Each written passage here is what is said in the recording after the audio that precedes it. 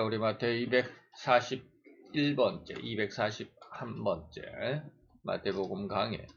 마태오 11장 28절로 30절, 이제 예수님의 초청장을 우리가 더듬어 보는 거의 마지막 몇 시간 남아 있습니다.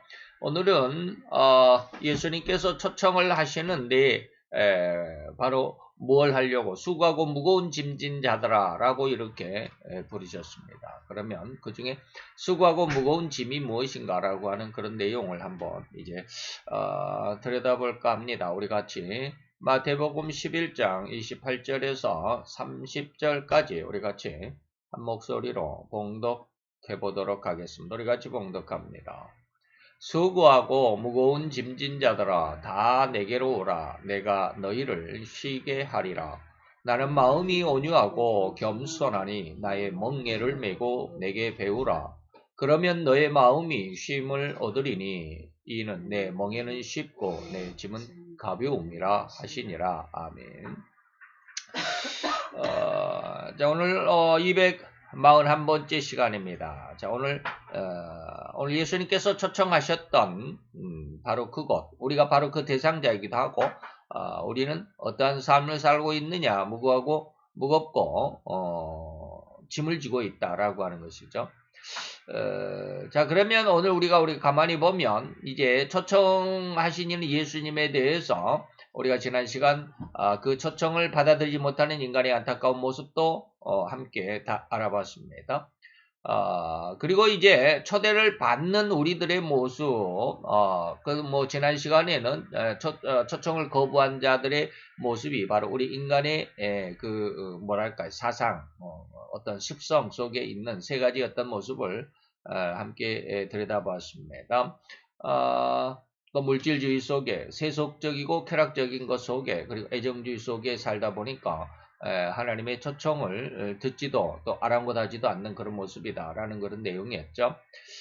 오늘은 이제 바로 그렇게 초대를 받은 이 우리들의 모습, 바로 이제 우리가 지난 시간에 알아봤던 내용 세 가지의 모습을 좀 더 다른 각도에서 한번 들여다봅니다. 수고하고 무거운 짐진 자들아 라고 이렇게 말을 했는데 수고하는 것이 뭐고 짐진 것이 뭐냐라고 하는 것이죠.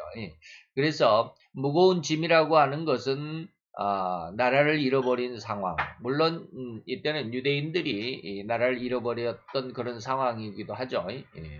예수님이 태어나기 약 한 720년 전에 나라를 잃어버렸고 예수님 당시까지 계속되었고 이후 40년, 40년간 로마가 이제 동서 로마로 분리되기까지 계속해서 있지만 그 이후로도 약 한 1200년 정도 로마가 멸망하기까지 계속해서 나라가 로마가 멸망이 아니라 제2차 세계대전이 이어질 때까지, 그래서 1945년에 드디어 2차 세계대전이 끝나고 유대가 그 독립을 얻을 때까지 약 한 2500년 계속해서 나라가 없는 그런 상황이 되겠죠. 어쨌든지 그러한 것이 바로 그들에게 무거운 짐이다라고 하는 것이죠. 그리고 조금 더 다르게 유대인들에게 지워진, 그러나 오늘 우리 성도들에게도 지워지는 종교의 짐은 무엇일까? 그리고 원죄라고 하는 것도 우리에게 짐이 된다라고 하는 것이죠. 이러한 내용에 대해서 한번 살펴보도록 하겠습니다.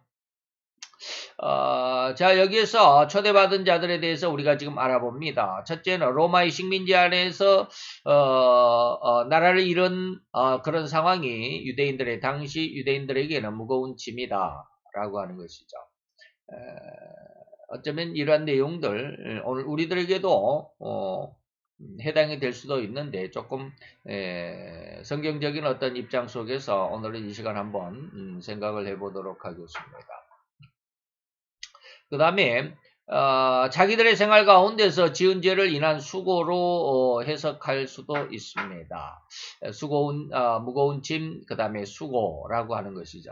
그래서 야고보서 1장 1절에 보니까 하나님과 주 예수 그리스도의 종 야고보는 이렇게 편지를 쓴다. 누구에게? 흩어져 있는 12지파에게 이렇게 편지를 쓰고 문안한다라고 하는 것이죠. 흩어져 있는 12지파.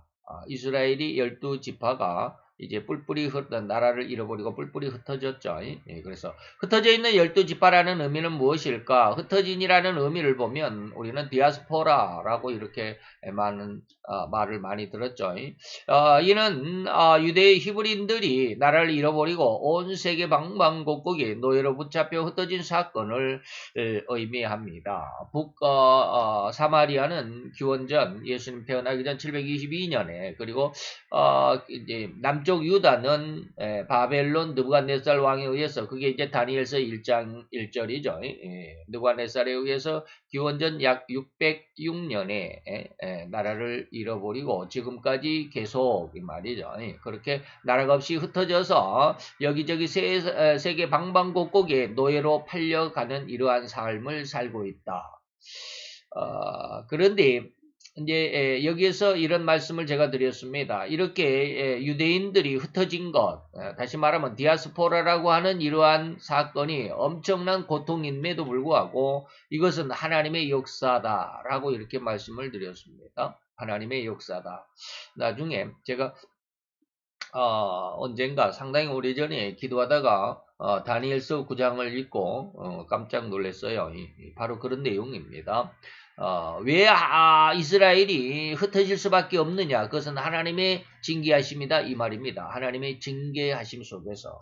자, 마태복음 10장 29절에 보니까 참새 2마리가 한 아사리온에 팔리는 것이 아니냐? 그러나 너희 아버지께 허락지 아니하시면 그 하나라도 땅에 떨어지지 아니한다. 다시 말하면 하나님의 절대적인 역사하심, 주관하심, 하나님이 운용해 가시는 세상 역사다라고 하는 것입니다. 즉 하나님은 절대로 죄는 성장할 수 없고 성공할 수도 없음을 명백하게 하셨습니다.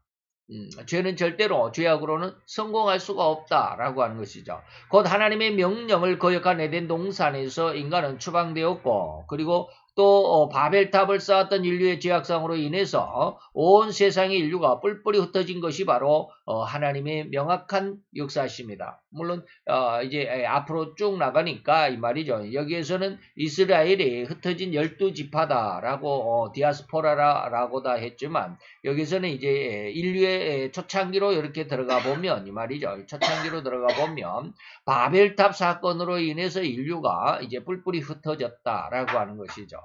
이러한 것들이 바로 물론 이제 그 이전에 에덴 동산에서부터 이제 쫓겨난 어떻게 보면 뭐 에덴 동산에서는 두 사람 아담과 하와밖에 없었으니까 뭐 흩어졌다라는 말을 보다는 쫓겨났다라는 말이 더 맞겠죠. 그러한 상황 속에서 인간은 바로 죄악으로 인해서 이렇게 흩어졌다라고 하는 그런 뜻이 되겠죠. 더욱이 깊은 은혜가 있어야만 주님의 말씀을 이해하고 믿을 수 있을진데 참으로 46년 동안 지은 엄청난 예루살렘의 성전이 제가 여러 부분을 지금 말씀드립니다. 예루살렘 성전이 몇 년 동안 지었어요? 46년 동안 헤롯 왕이 아주 그냥 금은 보석을 총동원해서 어마어마하게 의리의리하게 웅장하게 지었죠. 이러한 예루살렘 성전이라 할지라도 예수님이 말씀하십니다. 죄 때문에 돌 위에 돌 하나도 첨놓이지 않고 무너진다. 이게 마태 24장 2절입니다. 1절에 보면 예수님의 제자들이 성전을 예수님에게 자랑하죠. 예수님에게 가르쳐 보인다. 자랑했다 이 말입니다. 예수님이 대답합니다. 너희가 왜 이것을 보지 못하느냐? 그 아름다운 외형만을 보느냐? 그 속마음을 왜 보지 못하느냐라는 겁니다. 너희가 이 모든 것을 보지 못하느냐? 진 면목을 못 보냐 이 말이죠. 내가 진실로 너희에게 이르노니 돌 하나도 돌 위에 남지 않고 다 무너뜨리우리라 라고 하는 겁니다. 자, 이걸 우리가 잘 생각을 해볼 수 있어야 합니다. 우리 인간들은 결코 속마음을 읽어낼 수가 없습니다. 속마음을 읽어내는 사람은 거의 드뭅니다. 거의 드문 게 아니라 거의 드물어요. 정말 찾아보기 힘들어요. 이런 사람들은. 세상 사람들은 다 겉모습만 일시적인 것만을 가지고 살아가요. 제가 어제 부자 농bun가에 보는데 부자 농bun가를 보는데 거기에 주인공이 체험 농장을 하더라고요. 체험 농장을 하는데 여러 가지를 해요. 동물, 그 애니멀 케어, 이런 것을 좀 한다고 그러더라고요. 애니멀, 아시죠? 그 동물들을 키워서, 그 동물들을 통해서, 이제 어린애들을 체험시키는데 뭐냐면, 그 동물들과의 교감을 시켜주는 거죠. 그래서 풀을 주고 풀을 먹게 하고 그리고 쓰다듬어 주고 같이 동물과 사람이 좀 그 친근하게 하는 교감하게 하는 뭐 이런 것들이 이제 그 애니멀 케어라고 그러더라고요. 그런데 그 일을 하는 주인이 누구냐면 목사예요. 그래서 그 내용을 보면서 굉장히 안타까웠어요. 야, 목사님이 부목으로 있다가 물론 힘들었겠죠. 그리고 또 아버지의 그 농사를 이어가야 하니까 또 귀농을 했겠죠. 그런데 거기서 제가 안타까운 것은 뭐냐면 이제 물론 제가 그런 어떤 뭐라 그럴까요? 그런 관심이 있고 그런 쪽으로 지금 많이 기도하고 있기 때문에 그런지 모르지만 제가 간혹 이야기를 말씀을 드렸습니다. 창세기 1장을 하면서 하나님의 목회다라는 말씀을 드렸어요. 야, 저 목사님은 그냥 그러면 목회를 그만두고 농사로 전적으로 이렇게 귀농을 하셨는데 이제 물론 이제 그 안에서 목회하는 것은 그 농업 방송이기 때문에 그런 것은 안 나오겠죠. 그래서 어떻게 예배를 드리고 그러는지는 잘 모르겠지만 제 마음은 뭐냐면 야, 그래도 정말로 하나님께서 세상을 너희가 통치하라, 정복하라, 땅을 정복하고 통치하고 번성하라라고 하셨던 말씀을 좀 더 은혜를 받았으면 좋았을 뻔했다라는 그런 생각을 많이 들어요. 그래서 신앙 안에서 그 모습만 보면 그냥 딱 한 번 목사라는 말이 나오고 목사라는 말이 안 나오더라고요. 그래서 그런 안타까움이 있었는데 제가 지금 뭘 말씀을 드리려고 하냐면 오늘 예수님도 그 제자들을 향해서 이렇게 말합니다. 너희가 외형만 보는구나 이 말입니다. 웅장한 세상의 명예와 권세와 성공과 행복만 보는구나.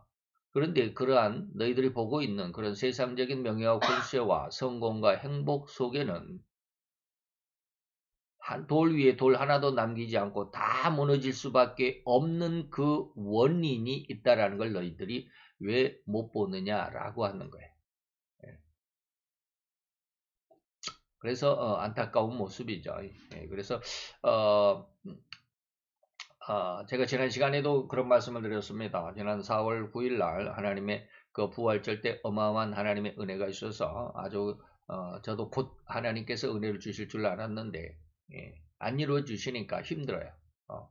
근데 그러면서 하나님께서 이제 계속해서 은혜를 주시는 게 이제 그런 뜻이에요. 그래서 그래도 내가 그런 것들이 마치 우리가 하나님의 응답을 받으면 그것이 곧 이루어질 것 같잖아요. 그리고 그것이 다인 것 같잖아요. 그래서 그 안에서 얼마나 즐거워하고 기뻐하는지. 근데 안 되니까 또 이제 막 힘이 쭈그러들고 막 푹석 주저앉고 막 그러는데 그 안에서 하나님께서 그런 말씀을 많이 주셨어요. 예. 지금까지 뭐, 벌써 9일이니까 14일이니까 뭐 며칠입니까? 오늘이 14일이니까 뭐 한 보름, 2주 정도 지났죠. 2주 정도에 하나님이 많은 말씀을 주셨어요. 그래서 그래도 네가 기도해야 된다. 네가 죽기까지 얻으려고 수고하고 있어야 된다. 라고 하는 이런 말씀들이에요. 그러면서 우리 인간들이 왜 그렇게 하나님께서 응답을 방금 하셨는데도 불구하고 왜 안 주는지도 하나님이 좀 느끼게 하셨어요. 내가 지금 너에게 주면 너는 지금 내 뜻에 그러니까 하나님의 뜻에 완벽하지 않는 상황에서 내가 지금 너에게 응답을 준 것인데 지금 너에게 이 응답이 주어지게 되면 너는 필시 타락하게 된다 이 말입니다. 그래서 이제 그래서 제가 전지하시고 전능하시다라는 이 말씀을 지난 부활절 때 아주 핵심적으로 말씀을 드렸습니다. 하나님은 다 아신다. 내가 너에게 지금 축복을 주면 네가 그 결과가 어떻게 될 것을 알기 때문에 안 주는 거야. 이런 느낌으로 확 주신 적이 있어요. 은혜를 내가 지금 너에게 은혜를 주면, 내가 너에게 지금 너에게 축복을 준다면 너는 그걸로 인해서 네가 타락하게 된다. 나는 그걸 알기 때문에 너는, 그리고 내가 너를 사랑하기 때문에 이것을 아직은 주지 않는다. 그럼 네가 얻을 때까지 얻을 수 있을 자격을 만들어야 된다 라고 하는 그런 거예요. 바로 이것입니다. 우리의 속마음을 우리는 모르니까 그저 우리는 하나님의 은혜가 주어지고 하나님의 응답이 주어지면 그것이 전부인 것 같아요. 그것이 다인 것 같아요. 그리고 나는 다 됐다라고 생각을 해요. 이제 불행은 끝이고 행복은 시작됐다라고 생각을 해요. 근데 하나님은 그게 아니야. 그래서 제가 가끔 지금 한 몇 번 정도, 뭐 간혹 자주 드리는 말씀은 아닌데, 어쩌다 한 몇 번, 지금까지, 몇 번 드린 말씀이 있습니다. 계시록의 특징이 뭐냐? 하나님의 축복이 먼저 주어집니다. 그리고 나서 그 이후에 다시 말하면 일곱 인이 나올 때 그 일곱 인 먼저 하나님의 축복이 주어집니다. 그래서 그런 어떤 또 뭐 대접이 있기 전에 하나님의 또 축복이 주어지고 뭐 나팔이 있기 전에 축복이 주어지게 되고, 그 왜 그러냐? 그 축복을 확실히 믿고 있으면 이후에 네가 이런 어려움을 이겨낼 수 있다라고 하는 거예요. 그런 소망이나 기대감이 없으면 우리는 이 어려운 상황을 이겨낼 수가 없죠.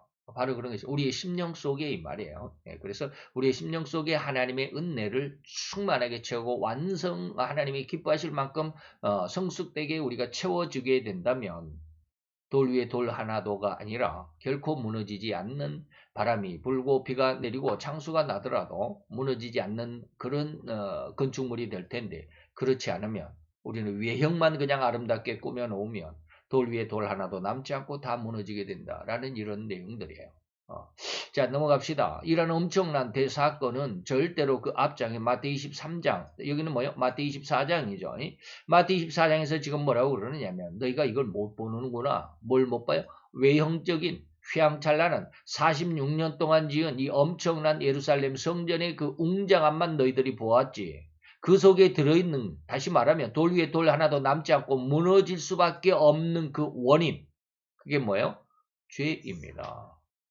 그것을 너희들이 못 보는구나 라고 하는 건데, 이것을 우리는 뭡니까? 이미 바로 앞장인 23장에 이미 말씀하셨어요.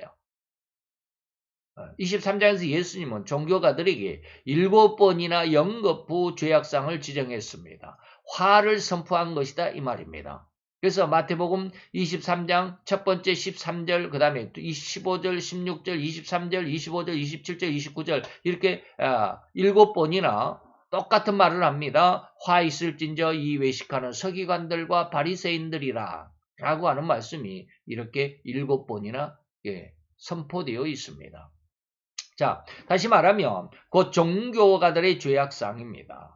달리 말하면 하나님의 진의를 정확하게 깨닫지 못하거나 오해하고 있는 신앙, 이들이 누구요? 종교가들입니다. 오늘날 목회자들입니다. 하나님의 뜻을 정확하게 알지 못하고 성도들을 가르치고 신앙 지도를 한다면 곤란한 문제가 생긴다는 거예요. 마태 23장에 7번 화를 누구에게 선포를 했어요? 여기 보는 서기관들과 바리새인들, 종교 지도자들에게 이 말이에요. 종교 지도자들에게 하는 거야. 그래서 하나님의 진의를 정확하게 깨닫지 못하고 또는 하나님의 진의를 오해하고 있는 이런 신앙 등으로 인해서 그들의 신앙의 최고 중심으로 여기고 살아왔던 성전까지도 무너지게 된다라는 이 엄청난 충격적인 의미가 우리는 무엇인 줄 알아야 되지 않나. 이게 잘못 신앙생활을 했기 때문에, 잘못된 하나님을 알고 있었기 때문에, 거기에 대한 신앙이 아직 굳어져 있기 때문에 하나님은 그것을 지금 책망하시는 거예요. 그래서 흩으신 거예요. 다시 말하면 죄가 있으면 교회는 무너집니다. 죄는 각 가정까지 무너뜨립니다. 불신자들의 가정을 의미하는 것이 아니라 신자의 가정일지라도 이렇듯 하나님의 뜻을 오해하고 있는 부분을 절대로 우리는 찾아낼 수 있어서 해결해야만 합니다. 죄가 있으면 나라가 무너집니다. 교회가 무너지고 가정도 무너지고 나라도 무너집니다. 여러분은 지난 문땡인 정부 5년의 흉악함이 진실로 하나님이 이 나라 자유 대한민국을 징계하셨다라는 의도를 알고 계십니까? 제가 예전에 말씀을 많이 드렸습니다. 이거 좀 열어놓을 걸 그랬네요. 좀 이게 열려면 좀 시간이 가는데. 어디 갔나요? In Daniel chapter 2 verse 21 says, 다니엘서 2장 21절에 It is God who changes the seasons and the times. 하나님께서 시절을 바꾸신다라고 말씀하십니다. He removes kings and he set up kings. 하나님께서 제거하시고 또 새로운 것을 세우게 하십니다. 잘 들어보세요. It is the hand of God that has brought a judgment. 하나님의 손이 그런 심판들을 가져오는 줄을 믿습니다. Why has this happened? 왜 이런 일이 일어날까? Why is shaking came? 왜 이런 흔들림이 있는 것일까? This is to wake the nation up to pray.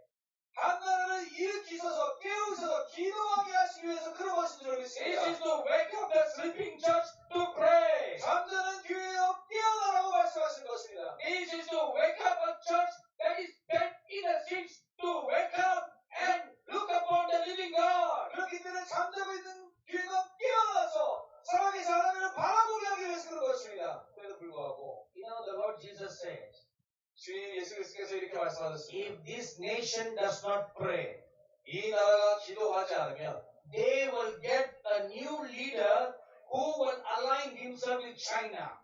새로운 하나님이 대통령 지도자를 세우는데 그가 중국의 편에 서야 될 거라고 말씀하셨어요. The new president will come will be very friendly towards China and North Korea. 새로운 대통령이 우리가 기도하지 않으면 새로운 대통령은 중국과 북한에 굉장히 친애하는 성향의 사람이 될 거라고 얘기했어요. And this new leader will make South Korea to be joined together with North Korea. 그렇게 됐을 때 그 새로운 지도자는 북한으로 오히려 남한을 주게 될 거다 이렇게 얘기했어요. When the Lord Jesus spoke this, 하나님께서 예수님께서 저에게 그 말씀하셨을 때 I was shown a vision. 하나님 저에게 환상을 보여주셨습니다. In this vision I saw a very dark green colored dragon. 그 비전은 산타는 어떤 것이냐면 굉장히 어둡고 초록색인 용을 보여주셨어요. His skin is like the color of a dark green frog. 그 용의 껍질 색깔은 마치 아주 어두운 개구리의 색깔과 같았어요. And it put out its front left leg. 그리고 그 용이 왼손을 이렇게 뻗치고 있었고, it put it upon South Korea. 그 용이 왼손을 남한에 대고, and it slowly dragged South Korea to be joined to North Korea. 그 남한이 북한으로 이렇게 되도록 이렇게 흡수시킨 것 같습니다. This is a danger that is before you. 여러분들이 우리가 a few months ago, a great tragedy happened in South Korea. 몇 달 전에 아주 비극적인 일이 한국에 있었습니다. Your president has been impeached and has been dismissed. 여러분, 우리 전 대통령이 탄핵되는 일이 있었습니다. Everybody were wondering why this is happening. 예, 전 세계 사람들은 왜 이런 일이 일어났을까 궁금해하고 있어요. Even when I read it in the newspaper, I also wondered why this is happening. 우리 목사님도 신문에서 그걸 봤을 때 왜 이런 일이 일어날까 궁금해했습니다. But when I came to Korea last month, 근데 지난달에 한국에 왔을 때, Lord Jesus told me why this has happened. 왜 이런 일이 일어난지를 저에게 말씀하셨어요. He said, tell them I am. 네, 이게 이제 제가 언젠가 한번 말씀드렸죠. 이게 뭐 상암동 올림픽 경기장에서 박근혜 전 대통령이 탄핵되기 한 달 전에 한 달 후에 있었습니다. 한 달 후에. 그러니까 2017년 이거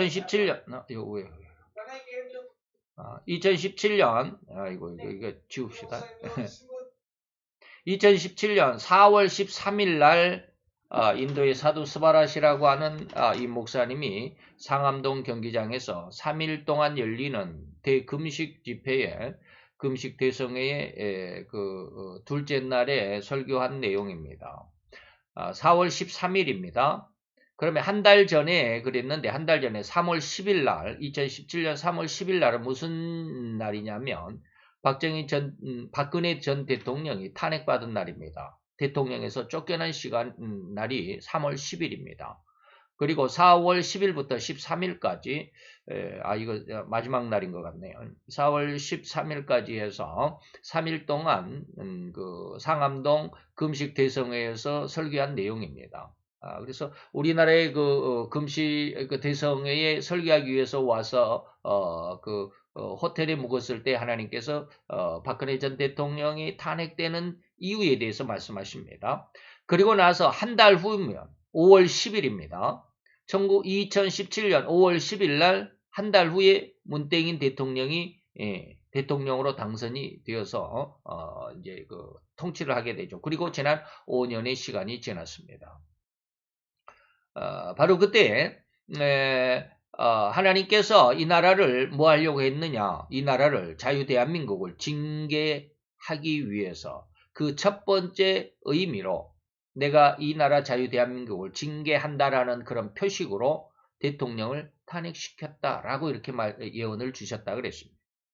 그리고 나서 한 달 후에 이제 다음 대통령이 이제 곧바로 취임을 하는데, 그러니까 한 달 후에 이 세상의 이 자유대한민국의 대통령이 될 사람은 북한과 중국의 굉장히 친근함을 나타낼 것이고, 대한민국을 북한에다가 거의 바칠 만큼 그렇게 친중 친북 성향의 인사가 대통령이 될 것이다 라고 예언을 했습니다. 그 예언이 있은 한 달 후에 바로 문땡인 씨가 우리나라의 대통령으로 당선이 됐고, 그리고 지난 2021년에 2022년입니까? 2년에 이제 2년까지 5년 동안 이 나라를 그렇게 중국은 큰 산봉우리고 우리는 작은 산봉우리다. 그렇게 해서 친중 정책을, 그리고 북한에 어마어마하게 아주 굴욕적인 그런 외교의 5년을 보내왔습니다. 자, 넘어갑시다. 나라를 걱정하는 성도들이 절대로 나라와 민족을 위해 기도하지 않으면 곧 나라의 종교계죠. 오늘 제가 앞에서 뭐라고 그랬습니까? 여기서 화 있을진저 외식하는 서기관들과 바리새인들이여라고 했을 때 누구의 죄악상? 종교가들의 죄악상. 그리고 앞에서 제가 다니엘서 9장을 읽고 한번 깜짝 놀랐다라고 말씀을 잠깐 드렸는데, 이후에 그 전문을 한번 여러분들 한번 보시게 될 겁니다. 물론 이제 성경을 찾아보면 되겠지만. 자, 그런데 우리나라에도 이 말입니다. 곧 우리나라에도 종교계, 이 종교계는 절대로 여호와 하나님을 믿는 종교를 의미합니다.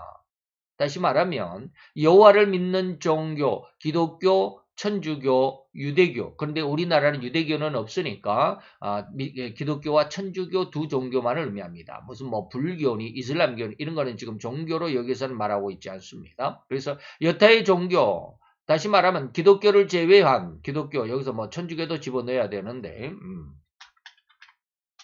천주교나 기독교를 제외한 여타 모든 종교는 여기에서 종교라는 의미 안에 포함시키지 않습니다. 제외합니다. 그래서 이 나라가 곧 종교계라고 하면 이 종교계와 그 모든 신자, 그리고 더욱 종교의 지도급 목사들이 마음을 합쳐 기도하지 않으면 나라는 절대로 올바로 서지 못할 뿐임을 기억하시기를 바랍니다. 흩어진다 이 말입니다. 이게 우리에게 주어진 짐입니다.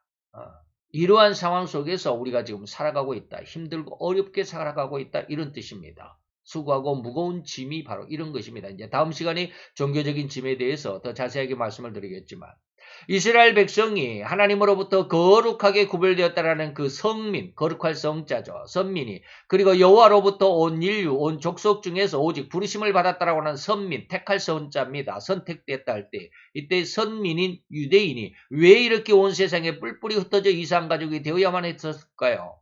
우리나라도 이번에 만약에 문땡인 전 정부를 이어서 이땡명 씨가 대통령이 되었다면 지금 우리는 거의 북한과 연합정부를 세웠을 겁니다.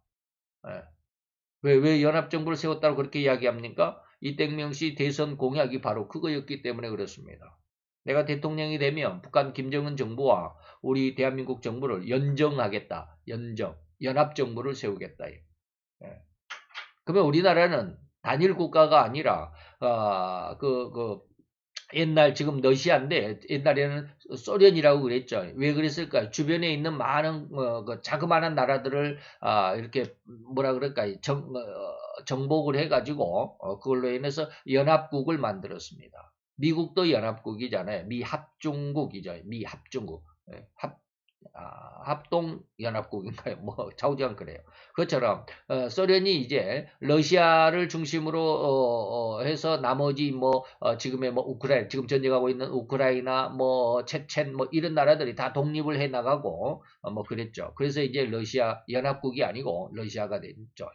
소비에트 연합국이었습니다. 예전에는 그런 것처럼 만약에 이택명 씨가 대통령이 되었다면 지금쯤 이 나라는 북한의 그 아주 흉악한 공산 그 치하로 거의 한 7, 80%는 들어가 있었을 상황입니다.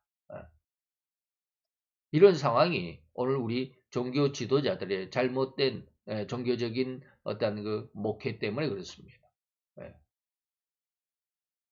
그 이유는 전적으로 온 백성들 자신의 죄악이기도 하지만 더 나아가서는 나라와 민족의 지도급 인사라고 할 수 있는 왕을 비롯하여 종교적인 지도급 인사들인 대제사장과 그 휘하의 많은 제사장들 그리고 온 백성들을 가르치고 유사들이라고 다시 말하면 선생이라고 할 수 있고 교사들이라고 할 수 있는 랍비 다시 말해 이런 랍비라고 하는 사람들이 여기서 누구예요? 바로 여기서 말하는 서기관과 바리새인들 랍비라고 그러죠.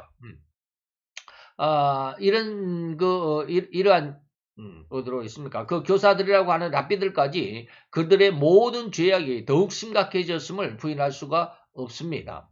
그래서 이를 깨달은 다니엘이라고 하는 선지자는 그 자신의 죄악으로부터 나도 하나님을 온전히 섬기지 못했다라고 하는 죄악으로부터 온 백성들의 죄 그리고 심지어는 백성들의 지도급 인사인 모두 다시 말하면 그 왕과 그리고 종교 지도자들 이들을 위해서 다니엘은 대속의 기도를 홀로 드리고 있습니다. 이게 다니엘서 9장 1절로 19절까지입니다.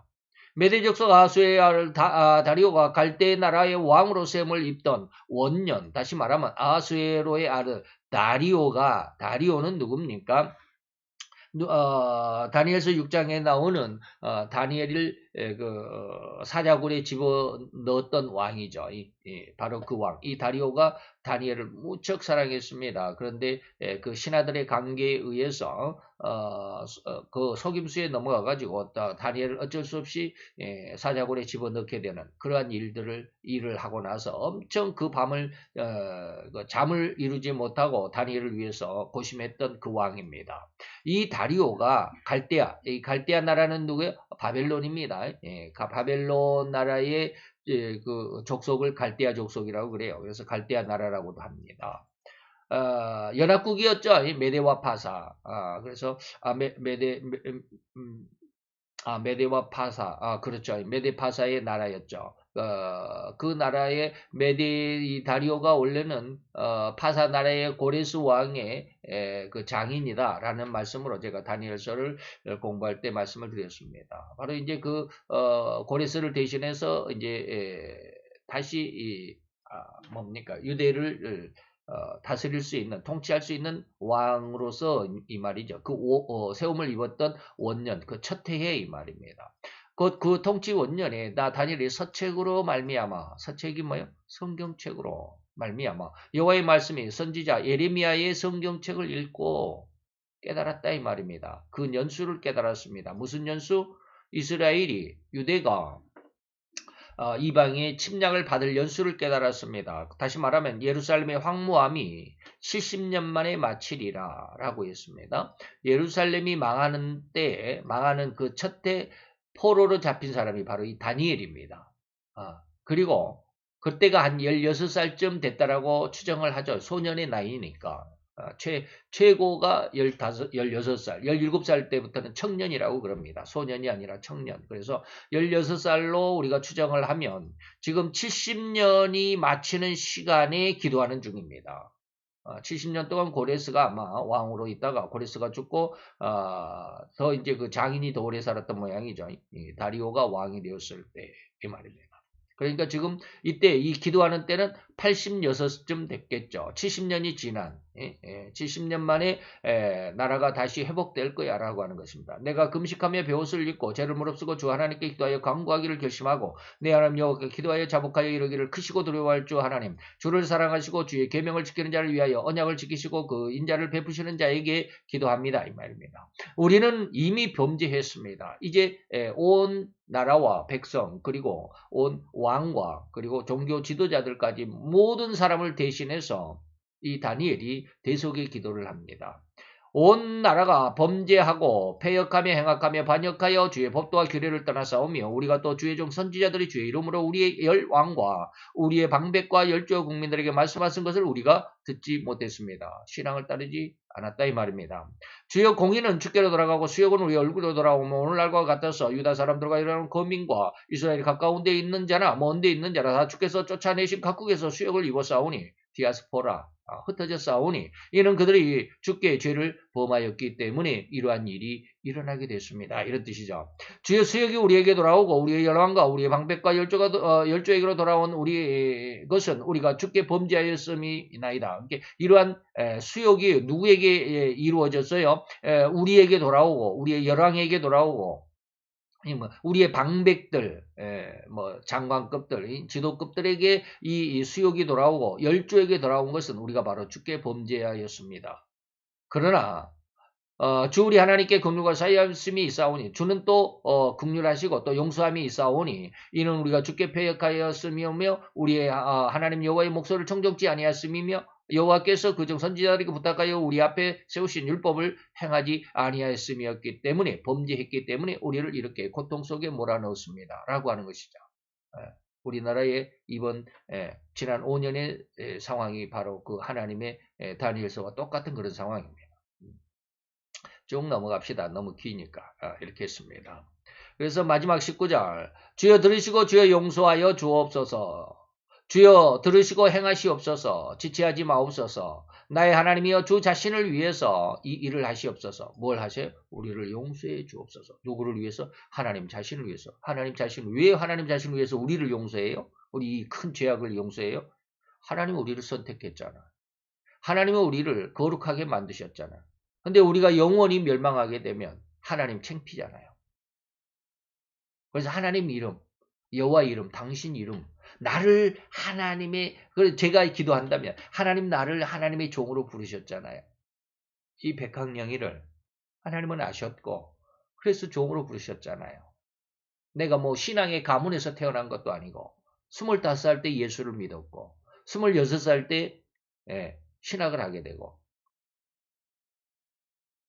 그렇게 아주 신앙에 대해서 아무것도 모르는 이 연약한 종을 하나님께서 부르셔서 하나님의 종으로 세우셨다면 하나님의 이름을 위해서 나를 하나님의 영광이 되게 하셔야 하지 않습니까? 저는 그렇게 기도합니다.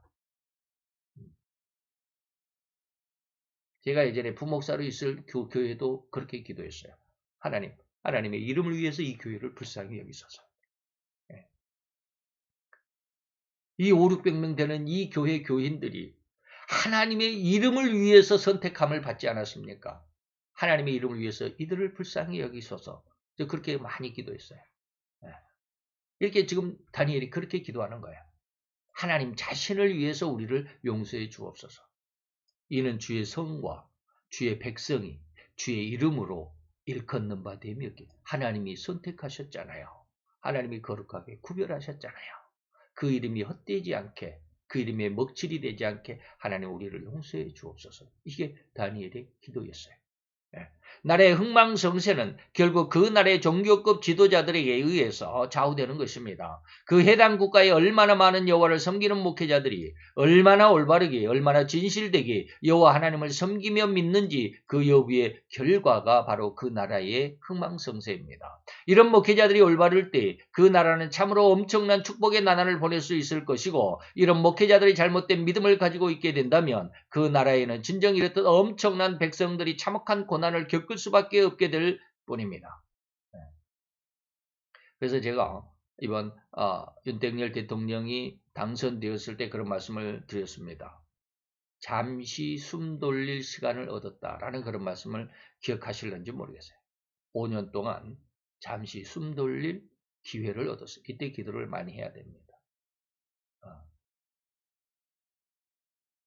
물론 전폭적으로 지지하지는 않습니다. 저는 윤석열 대통령을 그렇게 믿지는 않아요. 왜? 그는 아직 믿음으로 나라를 다스릴 수 있는 사람이 아니기 때문에 그렇습니다.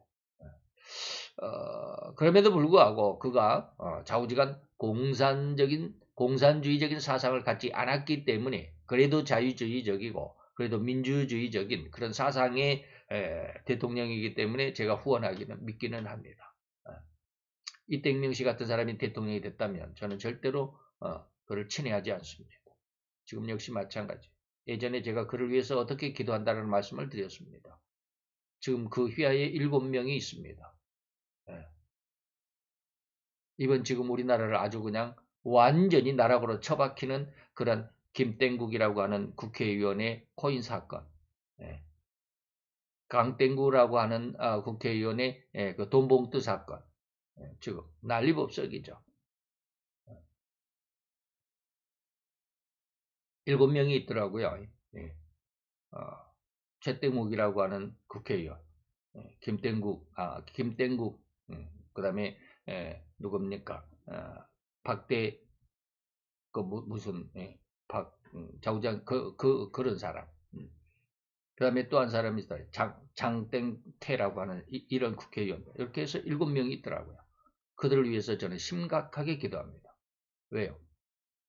내 기도는 생명의 기도예요. 이 작은 백학령 목사의 기도는 곧 역사가 되는 기도예요. 그대로 이루어질 거라. 왜? 제가 이렇게 자신 있게 기도합니다. 왜? 요한복음 1장 1절에서 3절까지의 말씀을 저는 믿기 때문에 그렇게 기도합니다.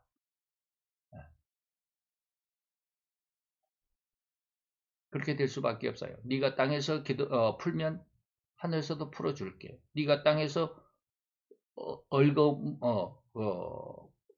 뭐라 그럴까요? 매이게 하면 매면 내가 하늘에서도 매어줄게. 이게 하나님의 약속입니다. 그렇기 때문에 저는 그 말씀을 믿고 기도합니다. 그 중에 이제 가장 먼저 김땡국이라는 사람이 지금 엄청난 좌우단 화마에 휩쓸렸다고 그럴까. 지금 그런 상황이잖아요. 그 사람이 그렇게 될 겁니다. 저는 그렇게 믿어요. 여호와를 섬기는 목회자들이 그래서 중요하고 한편으로는 엄청난 중차대한 책임을 지고 있음을 기억하고 더욱 진리 탐구에 심혈을 기울여야만 할 것입니다. 그러면 자세하게 말씀드릴 수는 없지만 간단하게 정확한 하나님의 참종을 구별할 수 있는 기준 몇 가지를 한번 제시해보고자 합니다. 첫째, 그가 성경을 중심으로 살고 믿고 설교의 성경이 중심이 되는가 이 말입니다. 물론 우리나라의 인식으로 목회자는 당연히 성경 중심적인 삶과 신앙일 것으로 인정해 버리고 있습니다. 우리는 참 그 마음이 너무 좋은 것 같아요. 대한민국의 인간성이 그렇습니다. 그런데 이제 이러한 우리의 너무나도 착하기만 한 이러한 인식을 사탄은 좋은 먹잇감으로 여겼는지 성도들이 그러한 착한 심성에 유혹의 그림자를 강력하게 들이고 있다라고 저는 보고 있습니다. 말로만 멋지고 말로만 성경을 말하고 말로만 가장 거룩하고 성결한 척하는 수많은 거짓 목회자들이 득실되게 되도록 이 나라를 그렇게 만들었습니다. 그래서 지금 공산적인 그런 사상의 목회자들이 무지 많습니다. 공산 사상의 목사들이 너무 많다라는 거예요. 우리나라에. 그래서 동성애를 막 찬성하는 그런 목사들도 있고요. 그래서 우리나라의 최고의 장로교 신학대학이라고 하는 총신대학 안에서도 지금 난리법석이에요. 이건 누가 교수들이 목사 교수들이 그렇게 북한 사상, 그런 공산주의 사상, 그런 어떤 신학을 가지고 학생들을 가르쳤다가 지금 퇴모하고 난리야.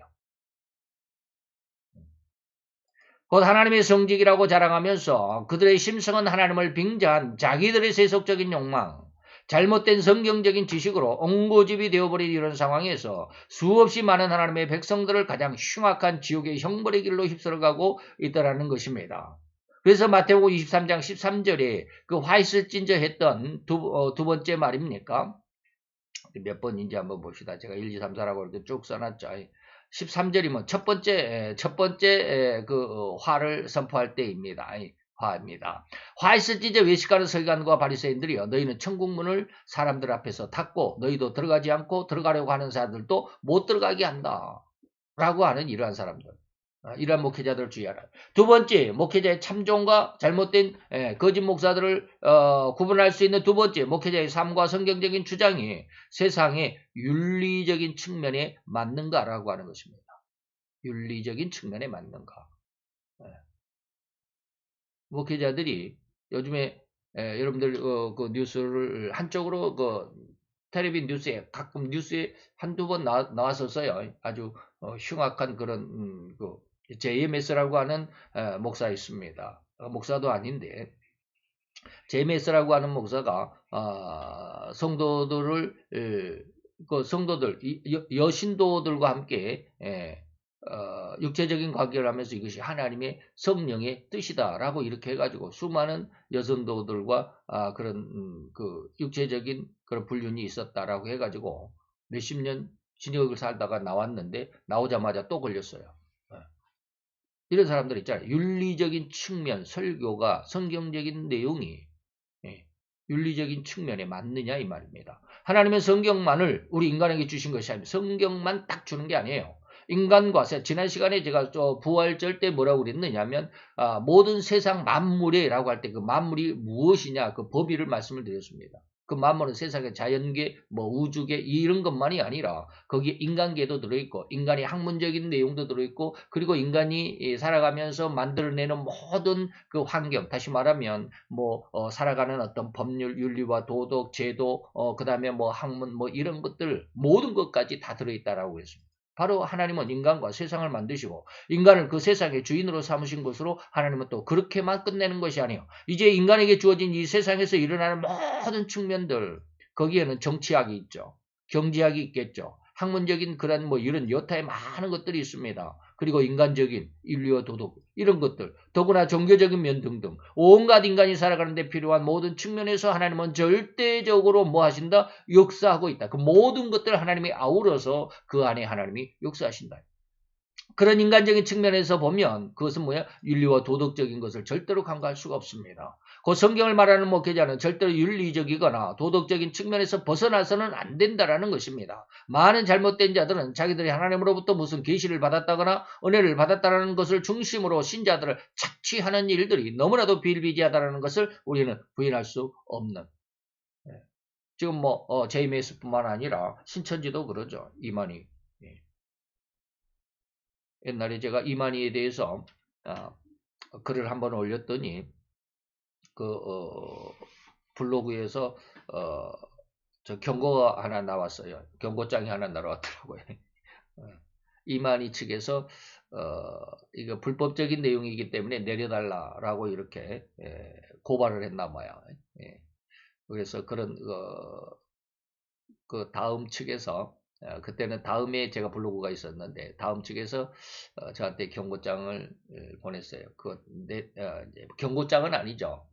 그래서 거기에서 그렇게 반박을 했답니다. 이게 불법적인 내용이라면 불법적인 내용이 무엇인지를 확실하게 증거를 제시해라. 그렇지 않으면 내릴 수가 없다라고 그런 내용으로 반송 뭐랄까 답을 했다라고 그런 어떤 내용의 쪽지가 한번 와 있던 적이 있어요. 아주 오래전의 일입니다. 그래서 이만희 측에서 그런 것들을 내가 올린 그 이만희 측의 내용이 잘못됐다라는 것을 반박하지 못했어요. 그래서 제가 그것을 내리지는 않았지만 지금은 내가 무슨 사정으로 인해서 다음에서는 제가 계정을 폐쇄를 했습니다. 그래서 다음을 안 써요. 왜 그러냐면 다음에 굉장히 그 공산주의적인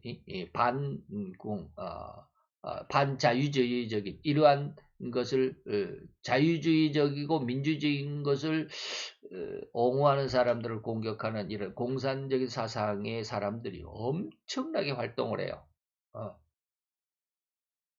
지금 뭐 YTN이나 방송국에 YTN이나 MBC나 이런 방송은 저는 안 봅니다. JTBC나 이런 세 방송은 제가 안 봅니다. 옛날에는 JTBC가 최고라고 생각했어요. 그 뉴스가 진짜 뉴스라고 그렇게 봤어요. 근데 제가 공산주의에 대해서 한번 공부를 했다고 그랬잖아요. 그리고 나서는 완전히 제 마음이 바뀌었어요. 공산주의가 무엇이구나. 내가 지금까지 속고 있었구나. 목사라고 하면서 이런 데에 관심이 없으니까 정치적인 그런 논란에 들어가 보지 않으니까 모르니까. 그래서 JTB 뉴스만 보고 그랬었는데 요즘에는 절대로 안 봅니다. 그런 내용들이 참 많아요.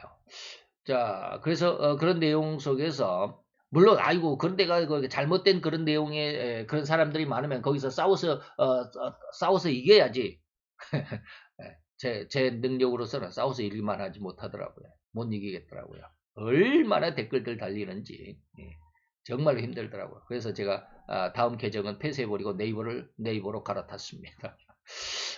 제가 거기서 졌다고 할 수 있겠죠. 좌우지간 그래서 그런 적도 있어요.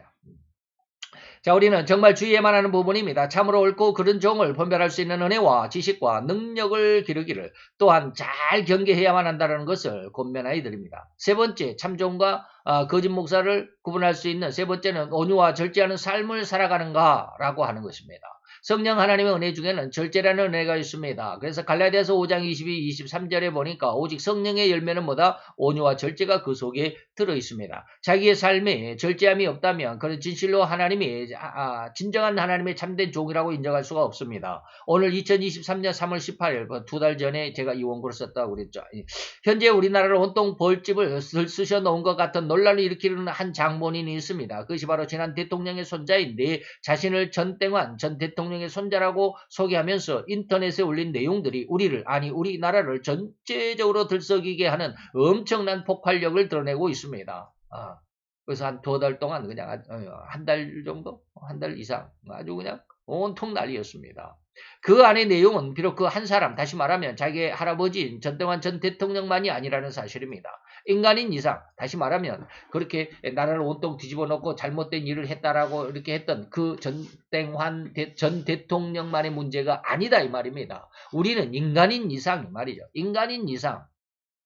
아니 죄인에서 예외될 수 없는 사람이 없듯이 죄인에서 벗어날 수 있는 사람이 없듯이 결코 절제함이 없는 삶을 살아갈 뿐입니다. 너나 나나 지금 저 역시 마찬가지예요.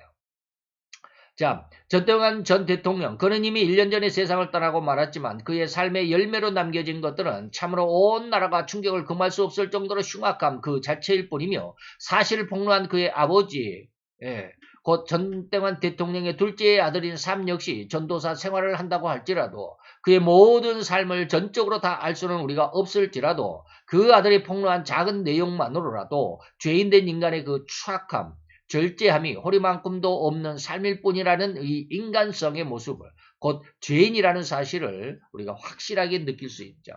부인할 수가 없는 그런 삶의 모습이죠. 한 사람을 통해서 그 사람의 모습에서 그 사람만을 비난하는 것이 아니라 온 사람이 온 인류가 다 그렇다 이 말입니다. 또한 온유함의 열매도 역시 그의 그 종의 진실성 여부 참 종인지를 구별하는 가장 귀한 기준점이 되는 것입니다. 이웃을 속이면서 자기의 욕망과 야망을 위해서 이용하고자 하는 그래서 가치를 잃었다고 여기면 가차 없는 결별의 성품은 절대로 온유함이라고 말할 수 없습니다. 제가 그래서 이제 이후에 예수님이 나는 온유하고 겸손하니 나를 배우라 할 때 온유함에 대해서 한번 1시간 또 강의를 해드리려고 지금 준비하고 있는데 지금 잘 진행이 안 돼요. 하나님이 은혜를 주셨는데 제가 그걸 까먹었어요. 그걸 지금 기억해내느라고 지금 아주 어제 오늘 그냥 아주 고민스럽습니다. 야 그때 그 기록을 해놨어야 되는데 기록을 안 하니까 그 내용을 잃어버렸어요. 그래서 어제 오후에 또 잠깐 이거였는데 하고 생각을 했는데 또 잃어버렸어요. 그걸 기록을 해놨어야 되는데. 그래서 온유함이라에 대해서 지금 진척이 안 되고 있습니다만은 좌우지간 이 온유함을 설계할 때는 7월달이 될 겁니다. 지금 7월 한 2달 전까지 제가 계속해서 지금 원고를 쓰고 있으니까 계속 한 2달 정도를 미뤄가면서 아마 그 안에 기억이 나겠죠. 자, 어쨌든지 지나갑니다. 우리나라 현 정치면이 그러한 일을 정확하게 드러내고 있다고 해도 절대 과언이거나 틀렸다라고 말할 수 없습니다. 곧 민땡당 대표라고 하는 이땡명 씨의 현재 행각이 그렇습니다. 그가 지난 경기도지사였을 때 원 스트라이크 아웃이라는 명목으로 직원들 중에 단 한 번의 실수라도 실수한 그런 직원이 있었어요. 그런데 그를 면직시켰습니다. 그런 강력한 법을 적용한 사례도 있었습니다. 그런데 그렇게 상대에게는 가혹할이 많지 청결함을 요구하면서 단 한 번 실수했으면 좀 용서해 줄 만한데 단 한 번 원 스트라이크 아웃 한 번 잘못하면 그건 그냥 그대로 공무원 생활을 거기에서 끝내야 합니다. 사표를 내야 합니다. 그렇게 강력한 청결함을 요구하면서도 그 자신과 그의 아내의 행각은 어떻습니까? 대한민국의 열을 완전히 둘러 나누는 엄청난 추악함의 열매들 뿐이라고 아니할 수 없죠. 그런 상황인데도 자기는 아직 떳떳하다고 그렇게 하고 있습니다. 실로 온유함을 찾아볼 수 없는 가장 추악한 성품. 그래서 의학계에서는 이러한 성품을 소시오패스라고 부르고 그렇게 구분하고 있습니다. 이러한 적은 세 가지의 조건일지라도 앞에서 말씀을 드렸죠. 참정과 거짓종에 대한 세 가지의 어떤 구분할 수 있는 세 가지 조건일지라도 이를 참조해서 진실된 하나님의 참종과 잘못된 악한 종의 여부를 잘 가늠하고 분별할 수 있는 성도로 잘 성장할 수 있기를 축원해 드립니다. 이런 몇 가지 은혜로 신자 스스로가 자신을 하나님의 흩으심으로부터 자기를 보호하고 지킬 수 있는 기준점이 되어야 할 것입니다. 다시 말하면 개인적으로도 어려운 과정을 겪습니다. 다시 말하면 이것은 이 어려운 이런 디아스포라, 흩어짐, 이런 하나님의 징계가 왜 있다고요? 아까 그 인도 스바라지 목사님이 왜 그렇게 징계를 주셨다고 그랬습니까? 우리를 깨우게 하려고 깨어나서 기도하게 하려고. 그래서 징계가 필요합니다. 왜 아버지가 아들의 종아리를 회초리로 때립니까? 네가 잘못된 걸 경각하라고 이 말이에요. 하나님이 왜 이 백목사를 이렇게 힘들게 하셨을까? 좀 알라고 이 말이에요. 알라고. 만약에 제가 이 고난의 시간들이 없었다면 다시 말하면 저도 그런 걸 많이 하나님 앞에 기도합니다. 하나님, 만약에 제가 어렸을 때부터 그런 말씀을 한번 드린 적 있죠. 저희 아버지가 조금만 눈을 살짝만 옆으로 감았어도 저희 집안에 수백억의 재산이 생길 뻔했죠. 근데 저희 아버지가 너무 고지식하니까 그 불법적인 것은 안 한다라고 해가지고 눈을 딱 거기에 감아버리니까 지금까지 저희들도 뭐 우리가 고난배니까 뭐 한 사람 앞에 딱 아주 비율로 나눈다 하더라도 뭐 한 3, 40억은 될 것 같죠. 그 정도만 있었으면 저는 잘 먹고 잘 살았을 것입니다. 그러면 어땠을까요? 고난이 없으면 절대로 사람은 올바로 성장하지 않습니다. 거기 아까 제가 말씀을 드렸습니다. 왜 하나님이 응답을 주셨음에도 불구하고 그것이 곧바로 이루어지지 않느냐? 네가 지금 이 순간에 내가 다 되지 않았는데 아직 다 성장하지 않았는데 지금 이 순간에 덜 된 상황 속에서 내가 너에게 축복을 주고 내가 너에게 은혜를 주면 너는 그 은혜와 그 축복을 가지고 뭘로 만든다? 하나님의 은혜를 도리어 썩어지고 없어질 금수와 버러지의 형상으로 바꾸어 버릴 충분한 소지가 있기 때문에 아직은 안 주는 거야. 제가 그런 말씀을 지금 계속 쓰고 있습니다. 그래서 온유에 대해서 하면서 막 좌우자는 어떤지 그렇습니다. 하나님이 주시는 은혜가 한 2주 동안에 주시는 은혜가 바로 그런 거예요. 근데 우리는 어떻게 합니까?